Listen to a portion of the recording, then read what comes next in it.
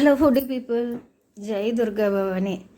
నిన్న తెలిసిన వాళ్ళు వస్తే వాళ్ళని దర్శనానికని తీసుకుని వెళ్ళాను.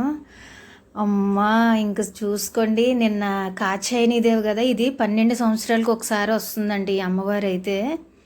పైగా నిన్న చాలా మంచి రోజు అంట. మేమైతే ఎన్నింటికి వెళ్ళాం దర్శనానికి తెలుసా అండి? 2ంటికి లైన్లోకి వెళ్తే దర్శనం అయ్యేసరికి నైట్ 8 అయింది. అంటే అంతమంది వచ్చారు అసలు, చాలామంది. అసలు ఏంటి 2 లక్షల మంది అంటే మీరు చూసుకోండి. 2 సార్లు దర్శనం ఆపారు, 2 సార్లు. అసలు ఎంత క్రౌడ్ ఉందంటే, ఇది మేము ఇక్కడ కరెక్ట్గా ఇక్కడ 6 అయ్యింది, ఇంక 10 నిమిషాల్లో దర్శనం ఆపేశారు. మళ్ళీ మేము 2ంటికి కింద స్టార్ట్ అయ్యాము, పైకి అక్కడికి వచ్చేసరికి చాలా దూరాన్ని ఉన్నాం. ఇంకాని అక్కడికి వచ్చేసరికి 6 అయ్యింది. కోలాటాలు, భరతనాట్యం చేసేవాళ్ళు అసలు ఎంతమందో ఆ డప్పు వాయించుకుంటూ వస్తుంటే అసలు ఒళ్ళంతా ఇలా షేక్ అయిపోతూ ఉంది నాకైతే. శరీరం అంతా కూడానే ఆ మ్యూజిక్ అమ్మవారిని అయ్యవారిని తీసుకుని వెళ్తున్నారు.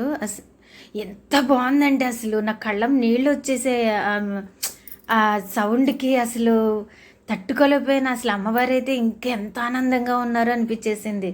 నిజంగా వీళ్ళు ఇంత బాగా చేసుకుని వచ్చారు. వీళ్ళందరినీ కూడా అమ్మవారు అయితే చాలా బాగా ఆశీర్వదించుద్ది. నాకు తెలిసి అయితేనే కరెక్ట్గా 8-5 నిమిషాలకైతే మాకు దర్శనం అయ్యింది.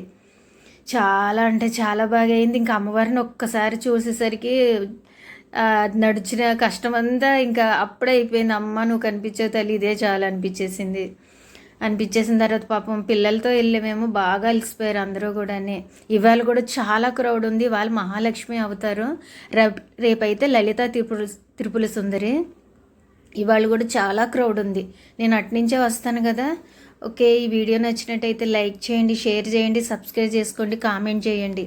ఒకసారి అయితే అమ్మవారిని దర్శనం అయితే చేసుకోండి.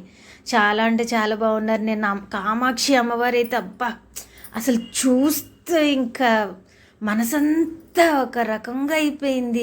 అది మనం చెప్పలేని అనుభూతి. అది అయితే ఎవరికన్నా కానీ, నాకైతే అలాగే జరిగింది. అసలు అలా మనసులో ఉండిపోయింది ఆ క్షణం అయితే నాకు.